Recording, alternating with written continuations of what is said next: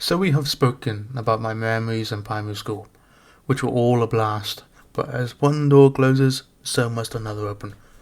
The next door leads straight to high school. Let me start off with high school is a million times more different to primary school in every single possible way and more, and I fucking hated it. Don't get me wrong, it had its moments. It's just that those moments were rare. Probably the reason as to why I spent the last couple of years of my school life either not going in or walking out before lunchtime was over at the latest.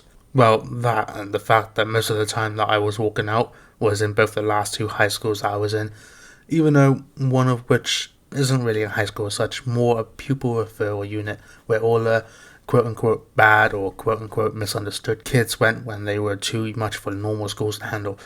I could easily just sit here and say that it was all my mother's fault, and I would have done and said exactly that back in the day.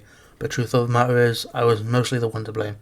I didn't just put my head down and focus on attending school, doing well, and coming out of it with good grades. Instead, I was slacking off, skipping school whenever I could, and just doing my own things during the school hours. However, I'm not 100% the one to blame for that. While I was the majority, my mother played a slight part in it. My first high school that I was in, the one that I went to after primary, was and is the one that I call my high school. It's the one I had all my friends in, and all my memories I look back on. I never felt like I fit in with the other two high schools. Why am I putting some of the blame onto my mother? Simply because, in my eyes, back then, and still partially now, even though now I completely understand from her point of view, she was selfish and wanted to uproot me from the town that we lived in to move 90 odd miles away just because she didn't like the town and never did, and to be closer to my grandfather and auntie and cousin. Keep in mind, I was about 3 years into my school life, so I was settled and quote unquote happy, but she wasn't, and I get that now. Had we left in 2012 when I finished high school, it could have been better, and I may have come out of it all with more than just 2 GCSEs. That's right, after 7 years in primary school and a further 5 in high school, I came out with 2 fucking GCSEs, both of which I failed. I wanted to take history and geography as my main exams, but I lost hope and faith when we moved. So I gave up with the ideas of what I wanted to do.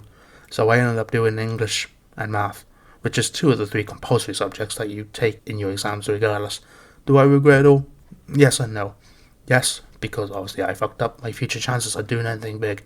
And no, because the knowledge I've gained over the last 11, 12 years doing stuff and via living my life is more important to me than any lessons learned in school. As what I called my high school that I mentioned, it's that school and those school days where all my main memories come from, which I'm going to delve into for a couple of sections or so.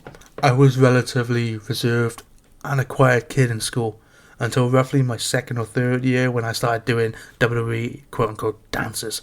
I call them dances, but it's more just flailing my arms around and doing stuff with my feet as if I'm doing a WWE entrance. Was it fucking cringe? Yes. Why the fuck would I do something like that? It was not ever going to make me look cool or help me get in with the popular kids. It was dumb and not needed at all. However, it became my thing. That thing that I ended up being known for by everyone in that school. And when I say everyone, I mean everyone. The teachers didn't want me doing it because it was creating a crowd that sometimes often became too big to deal with. And the students wanted me to do it because they wanted something or someone to laugh at. Maybe I got a fix from doing it all. I was kind of like a clown performing for a massive audience. After I left that school in mid-2010, I was finally free. Free to reinvent myself and not be known for doing some stupid dance. However, I ended up moving back to that town and ended up living with my father and his then wife for a couple of months. My father had put me back into that high school, and within the first week I was back to doing my usual WWE dances, as if I was a WWE superstar that was injured for a few months to only then return to a massive pop with the crowd. It was nuts. Everyone was there for that. It was one of the biggest crowds of students that I did a dance in front of. Again, the teachers did not like it and made me stop doing it, which, of course, I did. It was at the same time when I came back that my personality in school changed. I was no longer the quiet kid that sat in the back out of the way of everyone's prying eyes. I was a lot more argumentative towards other students and the teachers. "Oh, you were such a lovely kid before. What happened to you?" one teacher asked me. "I'll tell you what happened to me. I had become susceptible to just not giving a fuck anymore. Why would I?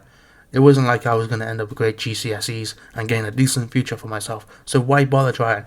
I changed that much that even some of the students were surprised. I was walking out of classes a lot more, walking out of school a lot more, and just all in all being a complete idiot. And you know what? I don't regret that personality change. I was more out of my shell than when I first went into my high school days. High school, while for the most part being shit, did have its moments, one of which was our Year 7 talent show, Cringe Fest at its finest. Our form was made to sing a song in front of the whole year, or the whole school, I can't remember, and it was so fucking bad that it was hilarious. Fairly certain that was the only time that we ever even had a talent show. We had to sing Do They Know It's Christmas Time by Band Aid, so it would have been around December time. We were only in that school for roughly 3 months before having to do it, and our form teacher thought it'd be a great idea to have us sing in front of everyone. As much as I hated it, it was weirdly a fond memory that I have from those days. High school is a time that you start growing up and start finding out the type of person that you are. Amongst that time, you will often find yourself growing closer to other people and eventually forming relationships, which I did. It was within the first week or so of high school that I had my shortest ever relationship, if you could even call it a relationship. 20 whole minutes. That's some serious primary school lunchtime on the playground shit. I ended up just dismissing that as a relationship, and even when someone said to me in class, "Oh, you went out with unnamed girl, didn't you?" I'd always respond with a cold and swift no. I didn't want to be known as that kid that couldn't keep a girlfriend for even a single day. That shit is humiliating. It was only until I moved away that I ended up with the person that I considered and still do consider as my first love. It just sucks that for the majority of that time together we was long distance. She was in the town of my high school and I was where my mother uprooted me to.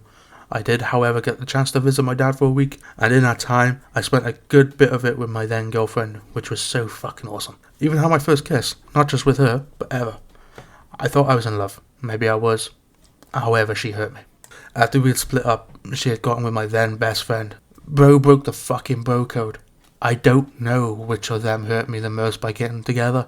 Not even a week after me and her had split up, but shit hurt. And I guess that was when I first started going into my dark world of self-doubt, of self-hatred, hatred for others, and all that horrible, nasty shit. It was for that reason I always considered 2010 as my worst year, until, of course, later on in life when stuff happened that would make that year obsolete.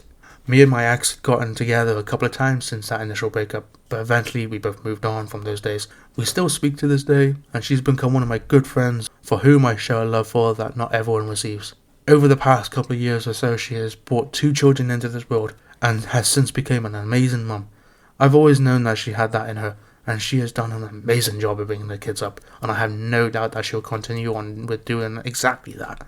Over my high school life, I have had other girlfriends. I have had many crushes on people.